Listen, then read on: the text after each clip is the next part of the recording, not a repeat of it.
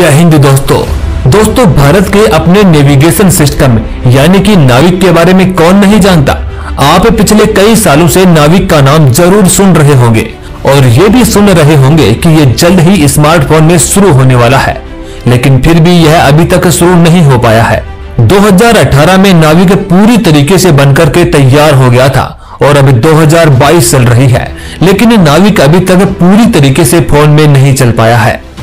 आज भी हम अपने स्मार्टफोन में अमेरिका के जीपीएस यानी कि गूगल मैप को ही यूज में लेते हैं, लेकिन अब भारत सरकार ने इसको लेकर बहुत बड़ा सख्त कदम उठा लिया है और हो सकता है कि आने वाले साल में यानी कि 1 जनवरी 2023 तक और जब तक आपके फोन में 5G सर्विस भी शुरू हो जाएगी तब आपको अपने फोन में नाविक की सुविधा भी मिलनी शुरू हो सकती है। तो दोस्तों यह तो आपको पता ही है कि पिछले काफी समय से भारत हर क्षेत्र में आत्मनिर्भर होता जा रहा है और लगातार विदेशी चीजों पर निर्भरता कम करने की कोशिश की जा रही है। यहाँ तक कि पिछले काफी समय से कई सारे चाइनीज ऐप को भी बैन कर दिया गया है और सरकार खुद ये चाहती है कि अब भारत में स्मार्टफोन में नेविगेशन के लिए ग्लोबल पोजिशनिंग सिस्टम यानी कि जीपीएस के ऊपर हम निर्भर नहीं रहे। इसलिए सरकार ने अब तक का यह सबसे बड़ा कदम उठाया है। दोस्तों आपको भारत सरकार के इस कदम के बारे में बताएंगे, लेकिन उससे पहले यह जानना जरूरी हो जाता है कि आखिर सरकार नाविक को इतना ज्यादा बढ़ावा क्यों दे रही है और अमेरिकी जीपीएस को बाहर का रास्ता क्यों दिखाया जा रहा है, बल्कि वो ग्लोबल पोजिशनिंग वाला सिस्टम है। तो क्या भारत का नाविक ग्लोबल पोजिशनिंग सिस्टम यानी कि जीपीएस की खाली जगह को पूरी तरीके से भर पाएगा? चलिए दोस्तों इन्हीं सभी सवालों का जवाब तलाशने की कोशिश करते हैं। दरअसल भारत सरकार का कहना है कि नाविक को हमने इसलिए बनाया है क्योंकि हमें विदेशी उपग्रहों पर और उनकी नेविगेशन सर्विसेज पर निर्भर न रहे और खास तौर पर रणनीतिक क्षेत्रों में जीपीएस जैसे सिस्टम पर हमेशा भरोसा नहीं किया जा सकता, क्योंकि यह उनके अपने देशों की सुरक्षा एजेंसियों के हाथों ऑपरेट किए जाते हैं। लिहाजा भारत को कभी भी इन सेवाओं से वंचित किया जा सकता है और भारत के साथ एक बार ऐसा ही धोखा हुआ भी था जब अमेरिका ने अपना दोगलापन दिखाया था। दोस्तों ये बात मई 1999 की है। पाकिस्तानी सैनिक घुसपैठियों की तरह कश्मीर में घुस आए थे और उन्होंने करगिल में कई पहाड़ियों पर कब्जा जमा लिया था। ऐसे में भारतीय सेना ने अपने मिशन की शुरुआत की, लेकिन सेना को घुसपैठियों की सही लोकेशन का पता करने में काफी दिक्कतों का सामना करना पड़ रहा था। ऐसे में सेना ने भारत सरकार से कहा कि आप कैसे भी करके इनकी सही लोकेशन सैटेलाइट के द्वारा एक बार निकलवा दीजिए। भारत सरकार ने इसको लेकर अमेरिका से मदद मांगी। दोस्तों अमेरिका चाहता तो अपने जीपीएस सिस्टम से करगिल में छिपे दुश्मनों की सही जानकारी दे सकता था, लेकिन ऐसा नहीं हुआ। भारत सरकार की उम्मीदों पर पानी फेरते हुए अमेरिका ने ऐसा करने से मना कर दिया और तभी से भारत को यह महसूस हो गया था कि खुद का नेविगेशन सिस्टम होना कितना ज्यादा जरूरी है।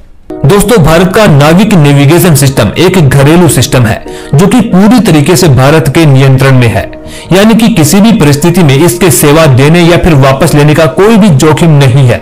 फिलहाल में नाविक का सीमित इस्तेमाल भी हो रहा है। इसे सार्वजनिक गाड़ियों पर निगाह रखने, गहरे समंदर की तरफ जाने वाले मछुआरों को सावधान करने और प्राकृतिक आपदाओं की स्थिति में जानकारी देने और नजर रखने के लिए इस्तेमाल किया जा रहा है।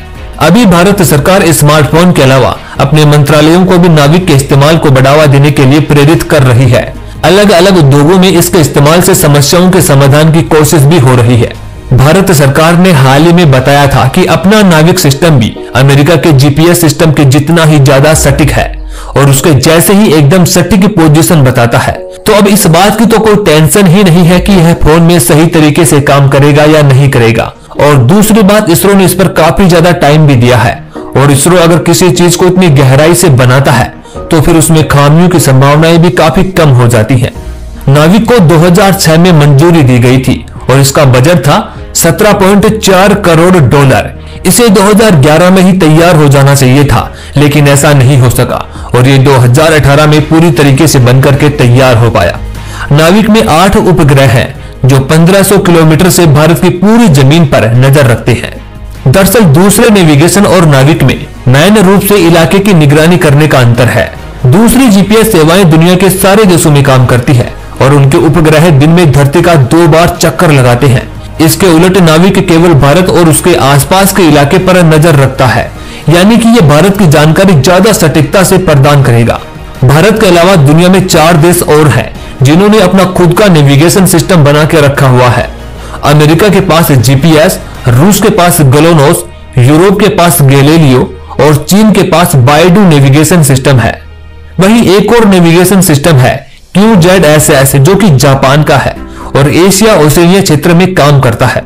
हालांकि ये मुख्य रूप से जापान पर ही ज्यादा काम करता है। दोस्तों, अब आपको बताते हैं भारत सरकार का वो आदेश जिससे कई कंपनियां परेशान हो गई हैं। भारत सरकार ने अब देश में जो भी स्मार्टफोन कंपनियां हैं उनको साफ साफ यह आदेश दे दिया है कि आपको नए स्मार्टफोन को भारतीय नेविगेशन सिस्टम यानी कि नाविक के सपोर्ट के साथ ही लॉन्च करना पड़ेगा। हालांकि सरकार के इस फैसले से कई मोबाइल कंपनियां जैसे कि सैमसंग हुई, एप्पल हुई, शाओमी हुई और वीवो और भी कई तमाम स्मार्टफोन कंपनियां हैं वो थोड़ी सी मुश्किल में आ गई है, क्योंकि कंपनियों की भी यहाँ पर एक ही समस्या है। उन्हें अब अपने स्मार्टफोन में नाविक को सपोर्ट करने के लिए हार्डवेयर में बदलाव करना पड़ेगा, जिसकी लागत काफी ज्यादा रहने वाली है। और फिर सरकार ने इन कंपनियों को एक डेडलाइन भी दे दी है कि आपको जल्द से जल्द नाविक को सपोर्ट करने वाला सिस्टम देना ही पड़ेगा। वहीं नाविक सिस्टम को मोबाइल में यूज करने के लिए इसरो ने location and navigation technology solution provider map my India के साथ मिलकर एक साझेदारी की है जो भारत को स्वदेशी नेविगेशन सर्विस उपलब्ध करवाएगी। इसरो के अनुसार डिपार्टमेंट ऑफ स्पेस ने मैप माई इंडिया के साथ जो डील की है उसमें नाविक भुवन जैसी स्वदेशी सर्विस की मदद ली जाएगी। दोस्तों, भारत सरकार की योजना इसे केवल क्षेत्रीय विस्तार तक ही सीमित करना नहीं है, बल्कि उनका लक्ष्य है कि इसे क्षेत्रीय से वैश्विक बनाया जा सके। नाविक के सिग्नल को दुनिया भर में पहुंचाने का लक्ष्य रखा गया है। हालांकि अभी भी इससे न सिर्फ भारत में बल्कि भूटान, पाकिस्तान और श्रीलंका जैसे पड़ोसी देशों में भी इस्तेमाल किया जा सकेगा। दोस्तों, नाविक के कुछ बोनस फायदे और भी हैं जो शायद अब तक हमें गूगल मैप से नहीं मिल रहे थे। नाविक से खेती करने में भी मदद मिलेगी। इसकी मदद से मिट्टी की गुणवत्ता को लेकर, मौसम और फसल को लेकर सलाह दी जा सकेगी। इसके अलावा जंगल में होने वाली दुर्घटना जैसे आग आदि पर भी नजर रखी जा सकेगी। इसके साथ ही साथ जानवरों पर भी नजर रखी जा सकेगी। कुल मिलाकर नाविक को भारत के भौगोलिक क्षेत्र के हिसाब से तैयार किया गया है ताकि भारत की तंग गलियों और पगडंडी वाले रास्तों पर भी यह सटीकता से काम कर सके। दोस्तों, भारत के खुद के नेविगेशन सिस्टम यानी कि नाविक के बारे में आपके क्या विचार हैं, ये हमें कमेंट बॉक्स में जरूर बताएं। और आपको क्या